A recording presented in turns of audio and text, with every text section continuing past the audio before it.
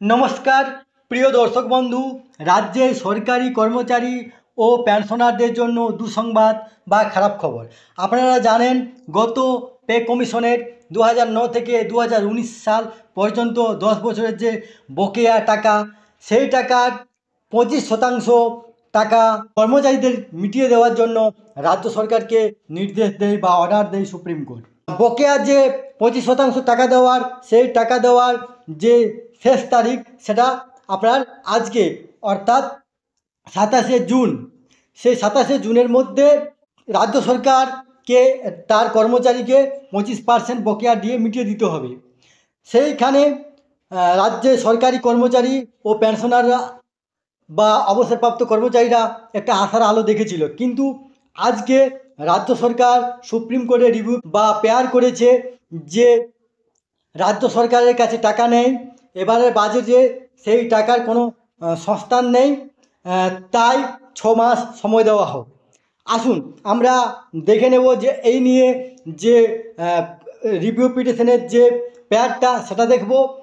আর এই নিয়ে সংবাদ মাধ্যমে বা পত্রিকাতে কী লিখেছে, তার আগে আপনারা অবশ্যই আমার চ্যানেলটি সাবস্ক্রাইব করবেন এবং সবার আগে ভিডিও নোটিফিকেশান পাওয়ার জন্য সামনের যে বেল আইকন আছে সেখানে প্রেস করে নোটিফিকেশান অল করে রাখবেন এবং ভিডিওর সাথে লাইক কমেন্ট শেয়ার করবেন। তাহলে দেখুন, এখানে যে পেয়ারটা করা হয়েছে, এটা আপনার দেখুন, আজকের দিনে 27/6/2025, নিউ দিল্লি।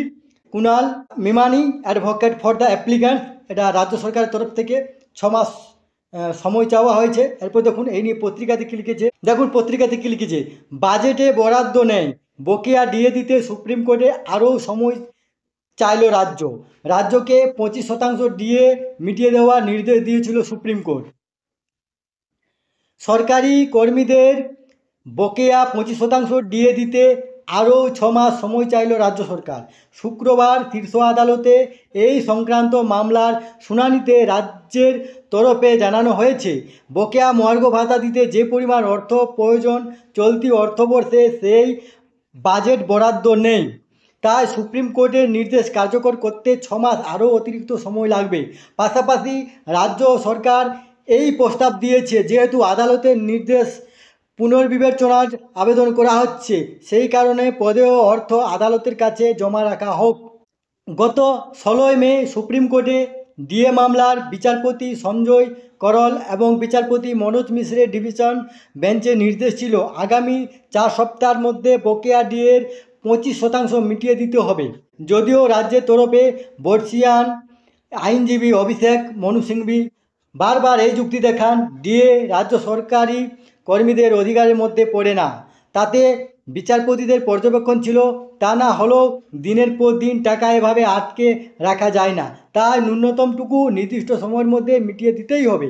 শীর্ষ আদালতের দেওয়া সময়সীমা পেরোলেও এখনও মহার্ঘ ভাতা হাতে পাননি সরকারি কর্মীরা। তাই শুক্রবার জনৈক সরকারি কর্মী হয়ে আদালত অবমাননার মামলা দায়ের করেছেন আইনজীবী ফিরদৌস শামীম। এই তথ্যটি আপনাদের সাথে শেয়ার করলাম। সুস্থ থাকুন, ভালো থাকবেন, ধন্যবাদ।